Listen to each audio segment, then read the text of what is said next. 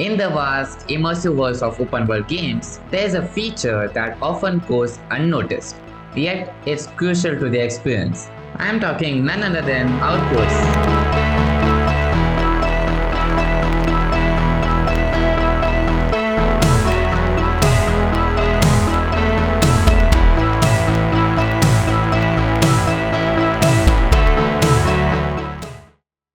Today, we are not just gonna talk about how Outposts work, we are gonna see how different games put their own spin on them, adding twists that make each one feel fresh and unique. Let's start with how Outpost mechanic works. There is no better game to introduce Outposts than Far Cry series. Let's see how Far Cry series executes this. Far Cry is very popular for its outpost mechanics. In Far Cry 5, the starter base is Touch Island, which is named after the person who saves you in the beginning. Then you have this whole hostile island captured by the family of Joseph Seed, whom the people call the Father. Yeah, the villain is called Father here. This is one outpost in the game. To liberate it, you need to kill all enemies in the area. We can go with two approaches here. First method is combat. Here, you go in the outpost like a real Chad with a gun and fire the enemies upfront. This is how most players clear the outpost, as it is fun to use your gun and just shoot and see enemies die. It's all chaos and many NPCs are trying to hunt you down at once. This is intense and fun, but here's a catch. It consumes a lot of resources, like a lot of ammo, grenades, then healing items as you get shot a lot, and enemies call reinforcements, means they call more enemies, and that adds up. The chances of dying is pretty high as you are getting shot from multiple angles, and in many games the game doesn't reward you with bonus items. Here you lose on 400 cash for alerting the enemies. The other option is you can be stealthy. You kill the enemies not with the gun but your mind. You try to be as quiet and stealthy as possible while taking down the enemies one by one. It requires a lot of calculations to execute this, taking care that other enemies don't notice.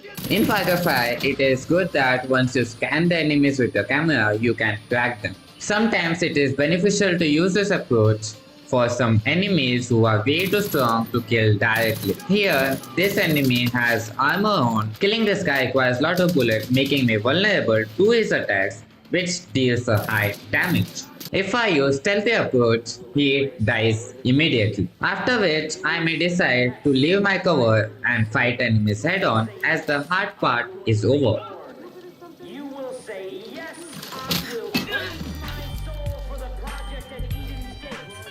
If you manage to successfully kill all enemies without getting detected, the game rewards you with huge prize. In Far Cry 5, you get $1,000 cash for clearing the outpost undetected.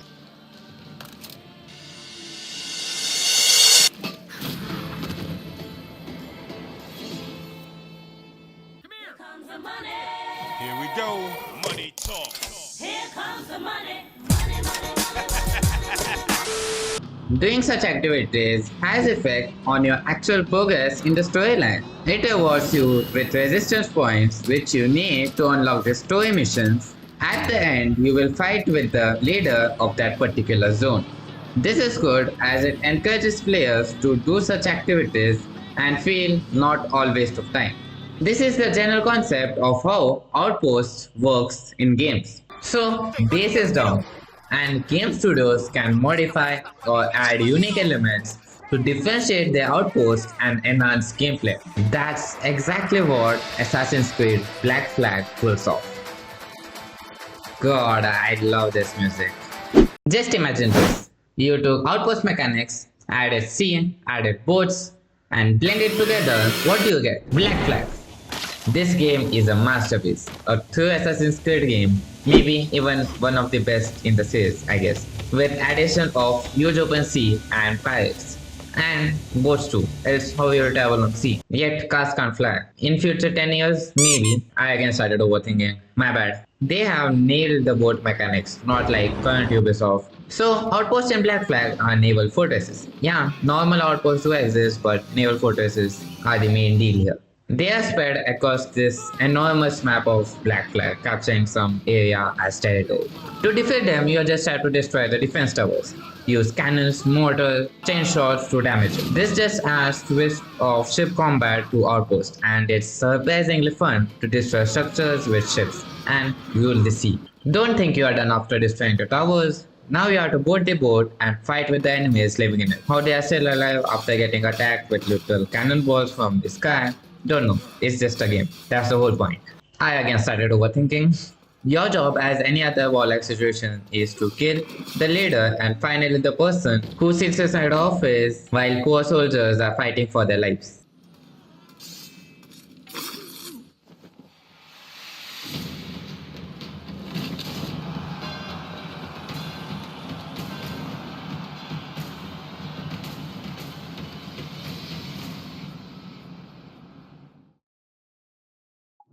After you claim the outpost, you get some resources and it reveals some locations and activities in the region.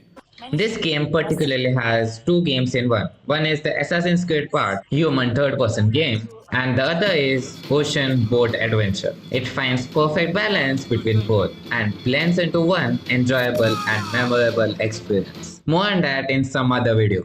If you want to say it, please like the video. The like goal is 49 likes. Yeah, one less than 50. Marketing strategy. The reason, personally, I value Outpost in open world games is the feeling of power and rule it comes with. In Ghost of Tsushima, a great game. If you have not played it, please give it a shot. You will love what the game has to offer. But anyways, in this game, the land is captured by the Mongols, the bad guys. And it's a constant warlike situation between the Khan, the Mongol leader, and Jin Sakai, the protagonist, with his uncle Lord Shimura. Claiming the territory back from the bad guys is the goal here. So it becomes a great setup for outpost integration. There are mainly two types of outposts. One is the normal small outpost, which are called caps, where you have to just clear their troops inside. There is a cool new addition of leaders. Leaders are nothing but leaders. Yeah, that's what that means. You can observe them training to increase your stance points, a progression system for unlocking new stances for fighting different types of enemies. Killing the leader even grants you a stance point. There is nothing complex here, it's just a basic outpost. Another type is large strongholds. These are huge outposts with multiple leaders, large area, and is heavily fortified. It has multiple objectives like rescuing the prisoners and defeating the leaders. You can fight with a small group of enemies of a certain area by doing standoffs, where you have to challenge the enemies like a true samurai. You just have to let go of triangle or Y button at the right moment to kill the enemy, then fight with the rest.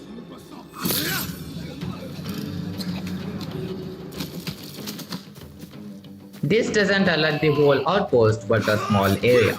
Then you can be stealthy and assassinate the remaining enemies, but it's not the samurai way. These outposts are very well thought and often tied to some side quests, like here it's hooked with the unfinished business side quest, where the main goal is to free the villagers. Look at this another outpost here. The objectives are different, like reclaim the stolen iron, eliminate the war camp general, recover the banners, release the falcons. What I'm saying is the objectives are different based on the outpost's significance. Once you complete all the objectives, at the end you will fight with the warlord, means the captain of the outpost. He is just more harder to defeat version of the leader. A pro gamer like me can easily defeat them without breaking a sweat.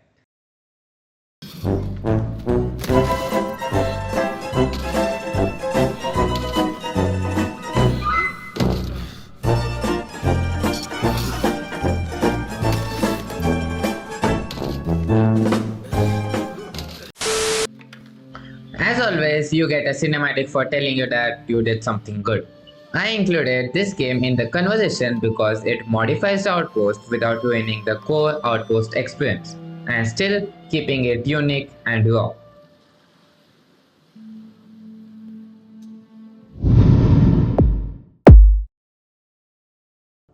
In the fires of Mount Doom. This game has a pretty unique take on outpost system. It is basically Outpost on steroids, adding a hierarchy to the system. Middle-earth: Shadow of the War is an open-world game made by Warner Brothers and team, where the story of Talon continues from the previous game Shadow of Mordor.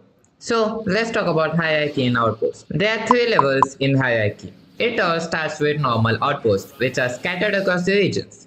These outposts are controlled by all captains and their minions, who serve as a first line of defense against your invasion. The goal is to kill the captain. But here's the thing, every captain has its own weaknesses and strengths. You can gather intel on the captain's weaknesses, exploit them, and turn the tide in your favor. You can even send death threats to the captain, warning them that you are coming to get better rewards for defeating them. Every outpost has different requirements to lure the captain out. Here, to lure Captain Nazu, I have to kill 5 Ologs. Yeah, these big creatures. Once I kill them, Nazu is out. Then I just need to exploit his weakness. Like here, I am trying to use execution as it hurts him the most.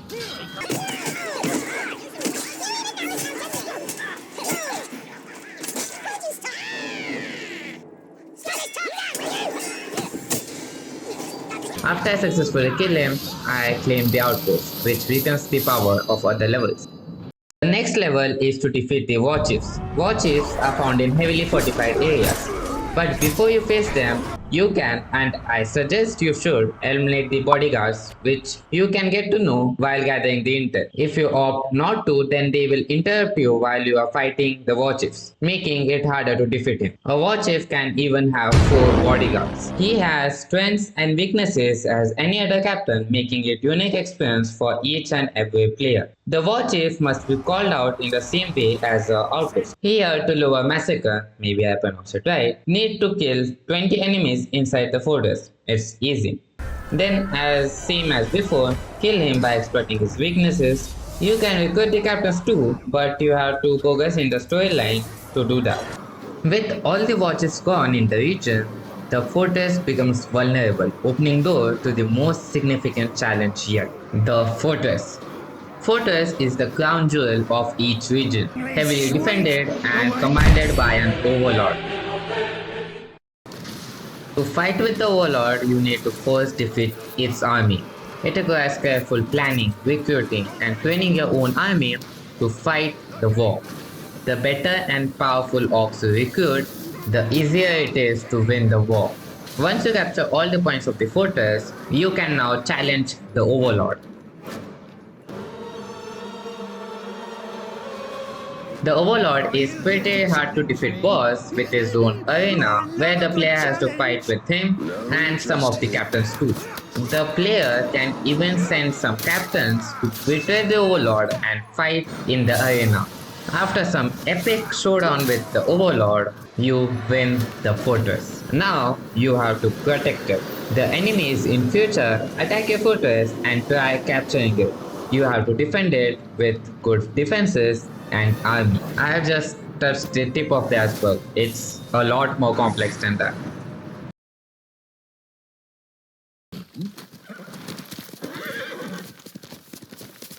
Shadow of War modifies the outpost mechanic quite a bit. I will not call it pure outpost, but it's unique and new, so it deserves a mention in this video. And that's it. Thanks for watching. You are the top 1% that watched the video till the end. So thanks a lot. More such content on the way. So please subscribe, like the video, and thanks a lot.